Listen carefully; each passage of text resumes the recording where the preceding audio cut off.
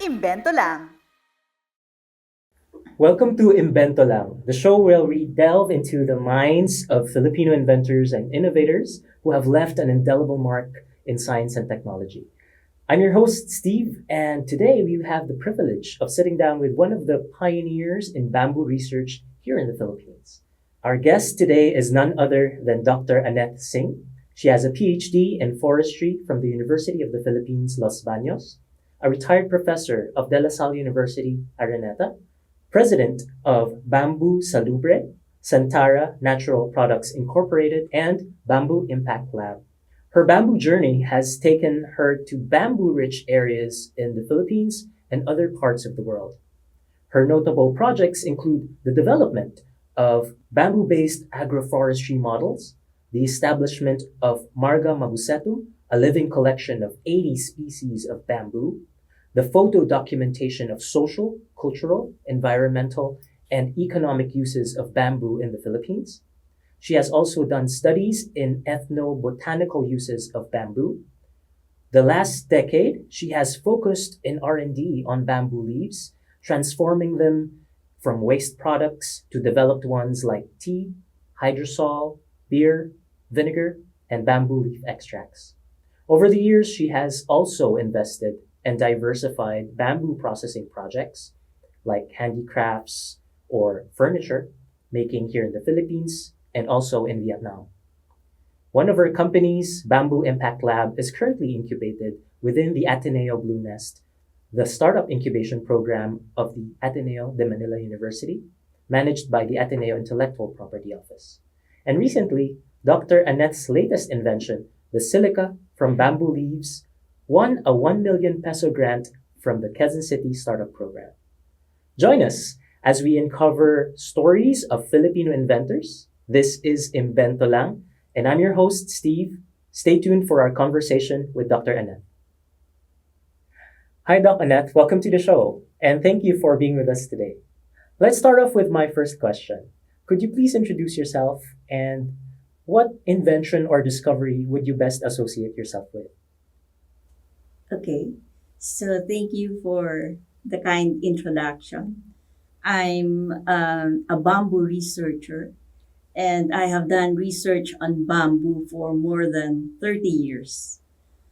I think I would associate myself with bamboo leaf products because in the Philippines, I think I'm the only one doing research on leaves. Mhm.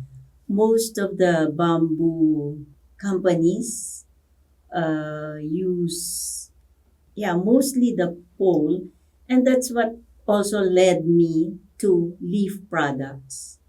When I was in Vietnam, we did a benchmarking of why China is number one in bamboo. It's because they utilize bamboo 90 to 99%. Our bamboo industry is wasteful and inefficient. We use only 30 to 50%, which is the middle column of the pole. The tips, the base, the leaves are all discarded as waste materials. So when I came back after a 10-year stint in Vietnam, I was there for 10 years. We had a bamboo furniture factory, and I taught at the International University, which is the equivalent of our state university here.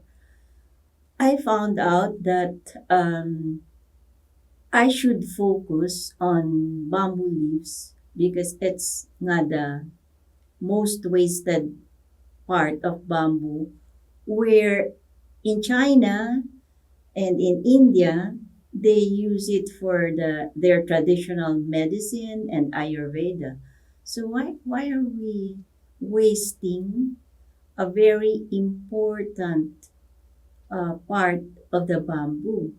So yeah, for me, that's my inspiration in doing this research to be able to increase the utilization rate of bamboo develop the bamboo ecosystem so that it becomes worthwhile for bamboo farmers.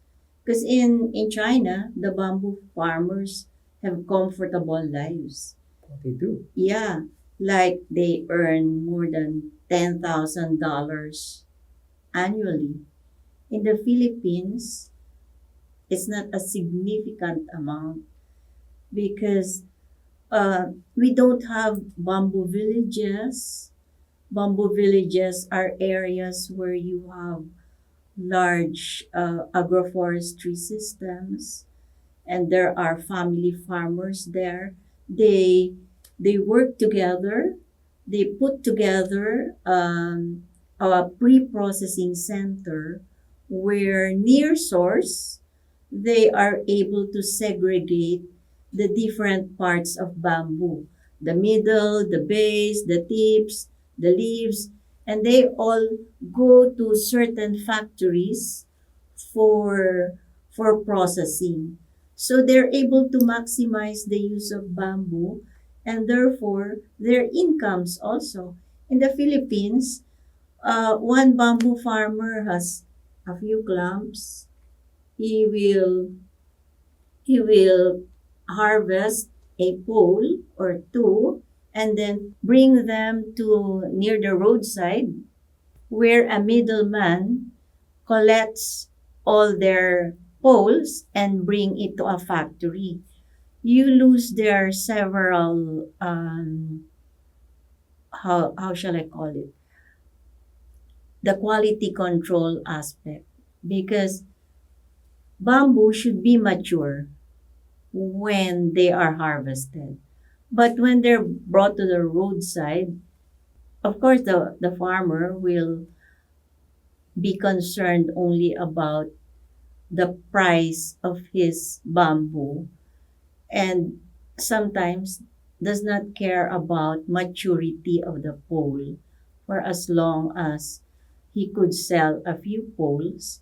And then when the poles reach the factory, they use only the middle comb and all the other parts of the bamboo which they spent for transpo, carrying to the roadside, they're all wasted. Rather than when you have a bamboo village where you already segregate everything there and bring them to facilities where they can be turned into products.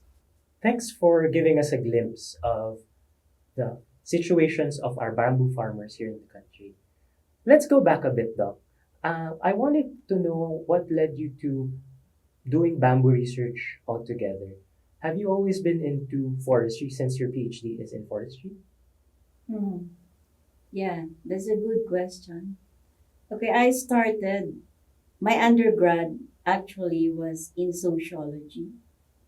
I was a scholar of the Andres Soriano Foundation, and they were deeply involved in what they called development of an island nation in the Pulyon leper colony, where Don Andres Soriano was um, a major benefactor to improve the lives of leprosy patients, to rebuild their lives, because they were always considered as parasites or stigma. They have a stigma for leprosy patients. So we developed family farms for them. And yeah, it was in Palawan where I saw the problems of kainin, charcoal making, because of course, forest dwellers need to feed their families, but there were no opportunities except the trees that were standing ready to be charcoal. And of course, also, we don't have enough forest rangers to man all the forests. guard all the forests. And I started exploring what could be a material that is sustainable, uh, that will naturally regenerate. That was my parang, it's bamboo. Bamboo is able to regenerate every year. They form shoots. It's the fastest growing plant in this planet. And there are many uses of bamboo. Right now, there's more than 1,500 uses of bamboo, from agricultural uses, trellises, even our sungkit, as erosion control. Our households, all households maybe in the Philippines, have bamboo accessories. Even our houses, we have papag, beds, walls, stairs, bamboo plant boxes, everything. That's quite a lot of applications for a single plant talaga. Yes. Yeah, sorry. Even our Philippine myth, diba? We came from bamboo. Si Malakas at si The Maganda. bamboo opened, and then the first Filipinos came, Okay. si Malakas at si Maganda. Very good. From sociology, you've seen the situations of those people, Yeah. how hard it is, Mm. and they use bamboo as Mm. one of their kind of like livelihoods in surviving, right? And then that was your undergraduate. And then your master's, doc, you also took sociology? I took social forestry, and then I also have a degree in community development. So I really thought of using bamboo as a material for community work, community development, improvement of the lives of the Filipino farmers. Which now has led you to building a career out of, extracting and taking advantage of these bamboo products, right, doc? Yes. So when I taught at the De La Salle-Araneta University, I had the opportunity of establishing a bamboo lab where I had student advisees who who did thesis on bamboo vinegar, bamboo distillates, bamboo wine, bamboo beer, tea, soaps. So we had a great time with my students inventing all these products. And so when I retired from the university, I thought of, looking for communities who would be able to benefit from these student researches. And so that's also the idea behind Bamboo Impact Lab. Bamboo Impact Lab taps the untapped resources of universities. Like, there are students doing their theses, there are professors who have to conduct researches, but usually they're just for the sake of doing research. However, if we could align these researches to bamboo so that we develop a technology that will, from student researchers could graduate into more technical researches of the professors or the instructors, so that the industry could benefit from them. Because, di ba, parang what I've been saying is, parang inaalikabukan lang yung mga researches because they're done for the sake of doing research. Whereas if you identify what the industry needs and do these researches that will benefit the industry, then your research becomes more significant. How important it is, Doc, that research translates into a product or a business? Why do people need to do it?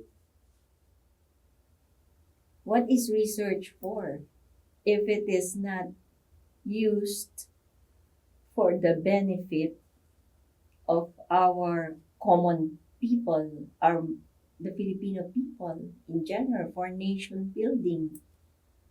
So researchers, like in China, they only do research. It's always a parang tripod. It's always a collaboration among the LGU, the research agencies, and the industry. So what the industry needs is what these two um, focus on, so that it becomes more um, beneficial rather than our system of generating so many researches because we have to. But is it really applied or used by the industry and consequently by the Filipino people and by for nation building? Right. Hence the name Bamboo Impact Lab Yes. with the emphasis on impact. Yes. Right. What real world applications has Bamboo Impact Lab's products have influenced on? Okay, so when we started Bamboo Impact Lab, we checked out the areas where there are large bamboo resources. And one of them is Nueva Ecija. In Nueva Ecija, we were able to identify 3 areas. One of them is in Pantabangan, where First Gen Hydropower Corporation has established more than 100 hectares of bamboo under the National Greening Program.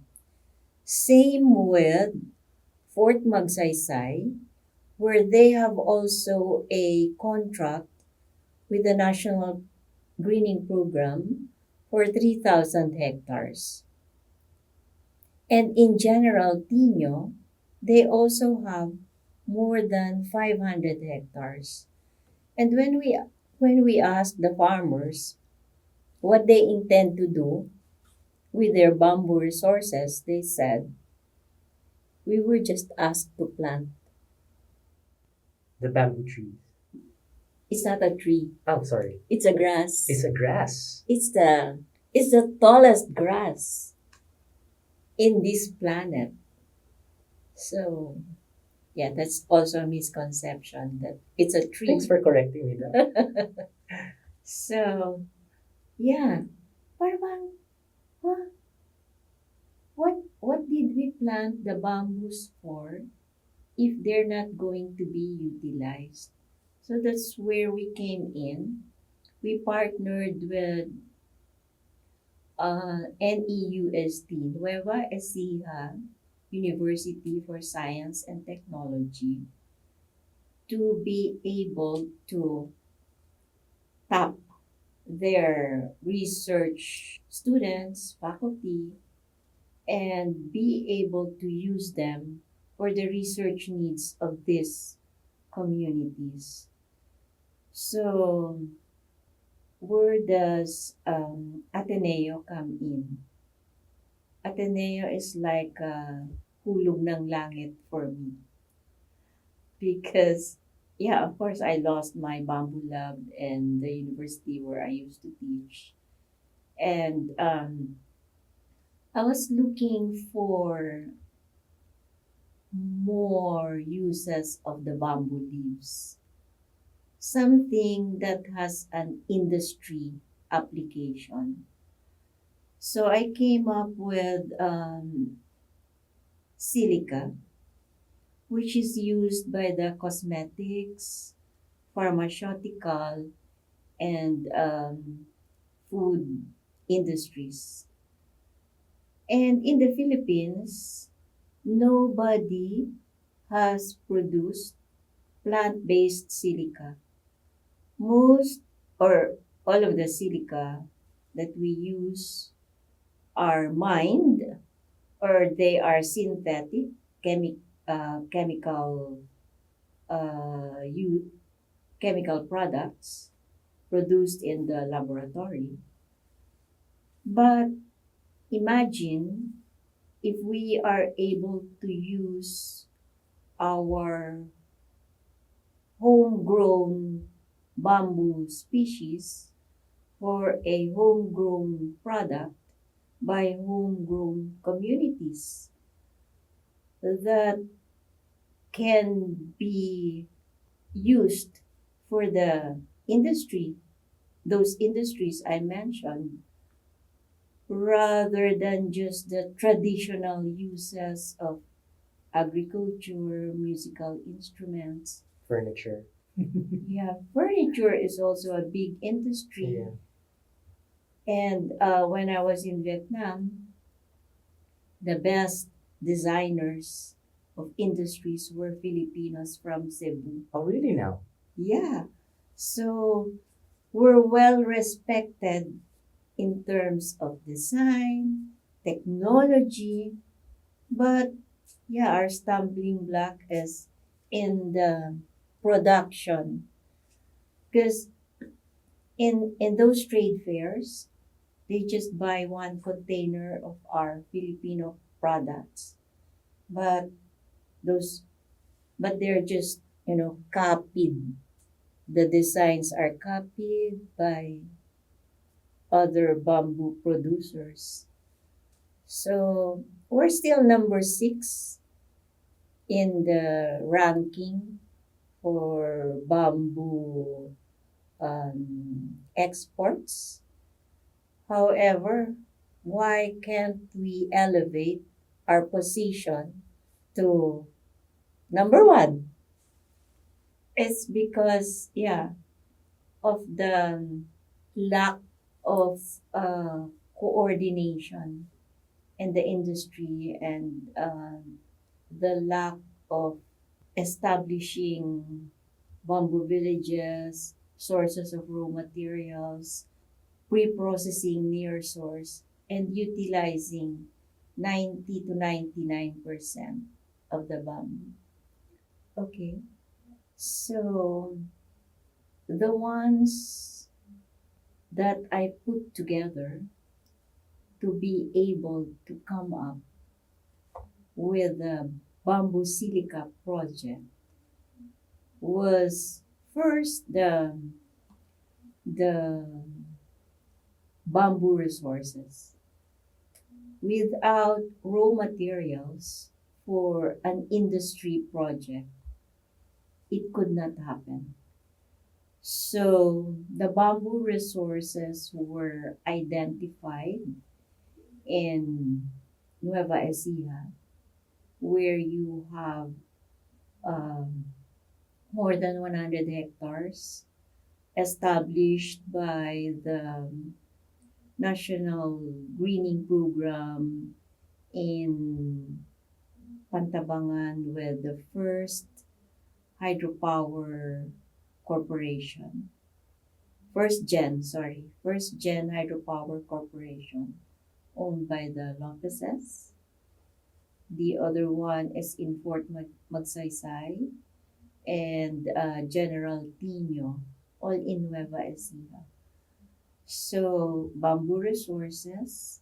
Next is working with the LGUs because the LGUs are the ones who issue permits for your projects, and also they're the ones who could help you in identifying other um, bamboo resources in the area. They can also establish barangay nurseries, and of course the research agency in this case is the Ateneo Chemistry Laboratory, where I collaborated with Doc Tubi, Mr. Benji Mirasol, and the students of business management who helped me with the business plan. So, of course, last but not the least are the communities themselves, the farmers associations, and those who were doing the planting and maintaining of the bamboo resources, and eventually those who will be producing the product. So all of them together, uh, is not easy. You have to know the personalities of the people involved, their requirements, the policies, procedures. You cannot just step in what they have already planned for the year, and here you are introducing something new. And of course, they'll be skeptical and they'll have so many questions. You have to go through an educational process, teaching them the importance of bamboo and what it can do for the communities, for the environment, the impacts, the which are my considerations: environmental impact, social impact, economic impact, people, planet, profit. So yeah, putting them together is a huge task. Thanks for sharing that, Doc. At this moment, I'd like to pick your brain on your own process of creation and invention. Could you describe how do you do it? Okay. The scientific method is our guide. In the scientific method, you always have to start with problem statement. What is the problem that you want to solve? What is the problem that needs research or action or innovation or invention? So when you are able to identify your problem, then everything follows. So in my case, the problem that I wanted to solve was the use of mined silica in this particular product, the bamboo silica. The silica that's used by our industry in the Philippines, especially the cosmetics industry, when I interviewed some cosmetologists on what silica they use, they always say it's the fumed silica. And fumed silica, according to them, causes chest pain and some health issues.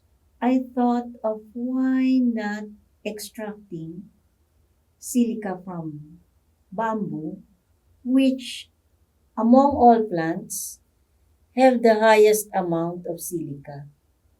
So among all plants, bamboo has the richest is the richest source of silica.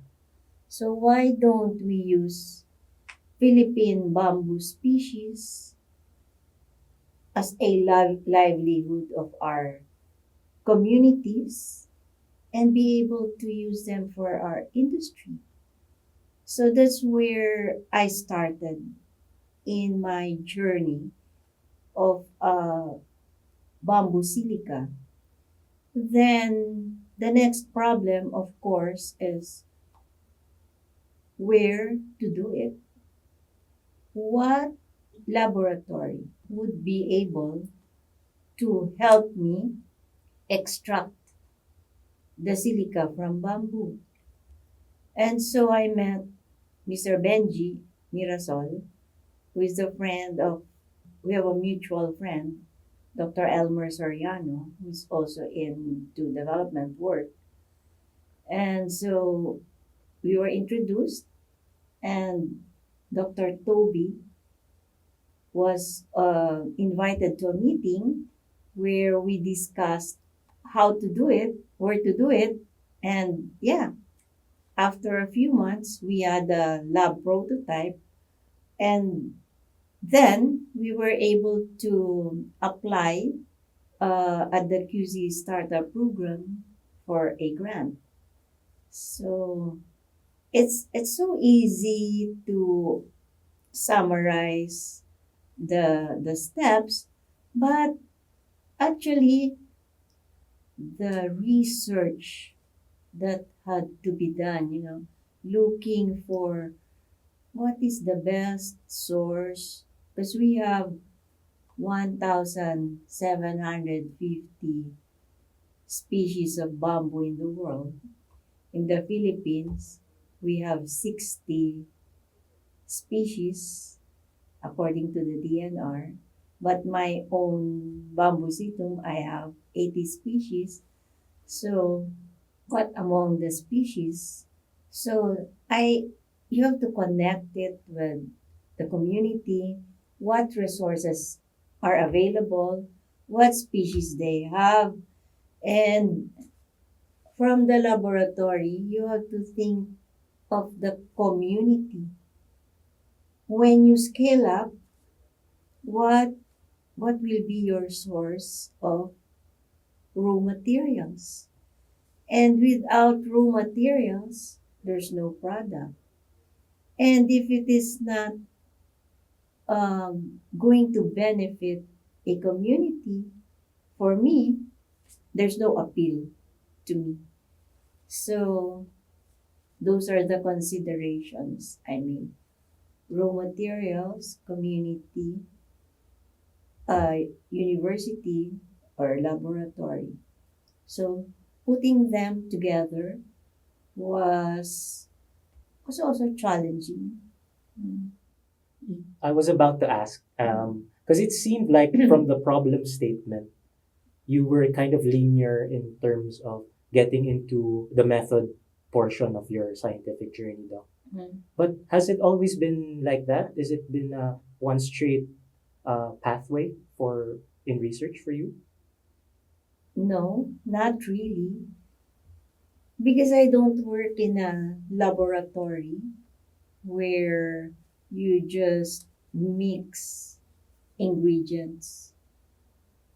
My ingredients are community, bamboo resources, and we have considerations like sustainability, profitability, environmental considerations, like is it going to have an environmental impact? So the impacts that we have to consider are economic impact, social impact, environmental impact, people, planet, and profit, in that order. So putting projects together, like the communities are not always organized. You have to work hard to make them understand.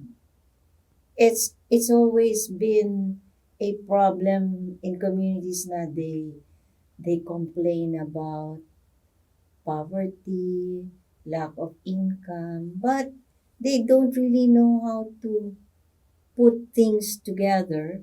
So that's where the help or assistance that you should give them to make them realize that we have to work things out together, and we have to use the available resources in the community.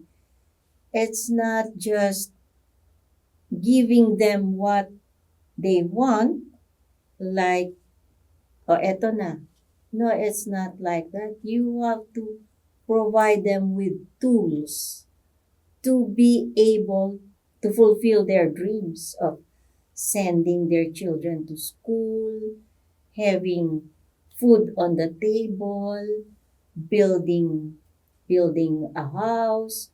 So, and the importance of technology in producing something that they can lean on to provide them the income that they need.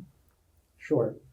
And you've mentioned that your process involves aligning the research product or the prototype itself to what the needs of the community are, and also combining these different moving parts, these different elements, so that you could be able to narrow it down to a very useful product that these people can use, right? It seems to me that there is some sort of creativity happening of putting different parts together.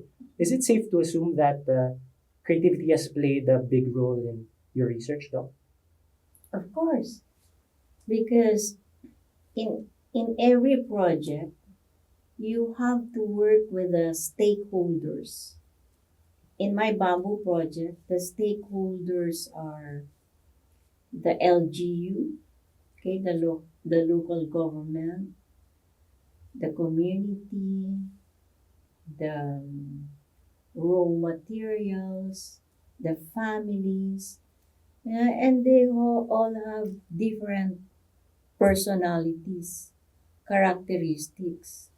You should know how to make them kiliti, yeah, because the local government, they're sometimes they just have to work on their implement their programs like 1, 2, 3, 4, 5. But when you come in with a different project aside from what they intended to do, when you introduce something new like bamboo, and you have to educate them on what bamboo is and what benefits it could bring to the community if you start planting, if you start researching on products that could be made, how the communities will be involved, the nursery that,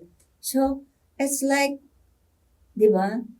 Um, you need to be creative to be able to put everything together. So science and creativity really meshes well together, no? Sure, because you're not just talking about a product. You're talking about lives of people. Um, when, di ba, we are the ones, the people daw are the most difficult to manage in any project. Human Big- resource. Yeah. Indeed. Human capital. Capital. Exactly. Doc, before we end, do you have any advice or words of encouragement to our listeners who are maybe at the brink of their creative discovery or innovation? Yeah, okay. So, invention is not just creating new products. Invention is also mixing you can, there are many existing concepts, ideas, products. Sometimes you just have to put them together, blend them, so that you are able to create solutions to problems. Because problems are the starting point for your invention. So when you have identified your problem, then you can look around. Don't just rely on books or the laboratory to be able to really find out what we need or what problems we have to solve. You have to talk to tinderas in the palengke, farmers in the field, the fisher folks. That's where you will be able to get the best ideas for research because they are the genuine needs of our people. It's not in the laboratory, or I encountered students who asked me, Doc, what can I do for my thesis? So I tell them, don't ask me. Go out, look out, go to the fields, talk to the people who will need your research. I agree with that, Doc. Immersion and engagement with actual users and or maybe customers or your stakeholders is one of the very crucial stages in when you're trying to build something or create something. So, what's next for Dr. Annett Singh? Do you have any projects, upcoming projects, or activities that you want to share with our listeners today? Yeah, I have an exciting project which is called Bamboo Water. Okay, there's no Philippine drink that we can identify ourselves with. There's no, of course we have lambanog, but not everybody can drink lambanog It's for alcoholic. everyday. So for everyday drink, we are coming up with bamboo water, and we're working with a community in Rodriguez, Rizal. It's a community, it's a group of indigenous people. They're called Dumagat Remontados. I learned that remontado are those Dumagats who have already intermarried with Bicolanos, Aclanos. So they've gone to school. Some of them are university graduates. So we're working in this community who are being assisted by the Rotary and the Philippine Bamboo Industry Development Council. I have a new company working with me, SANTARRA Natural Products and Bamboo Impact Lab, called Kawayan Holdings. And they are investing on this project so that, yeah, we have a dream that we could offer to our national flag carrier, PAL, the government agencies. And yeah, I hope we can make it our national dream. I'm so looking forward to the developments of that product, Doc. With that, I'd like to thank you again for joining us for this show for this afternoon. And with that, thank you very much. Thank you.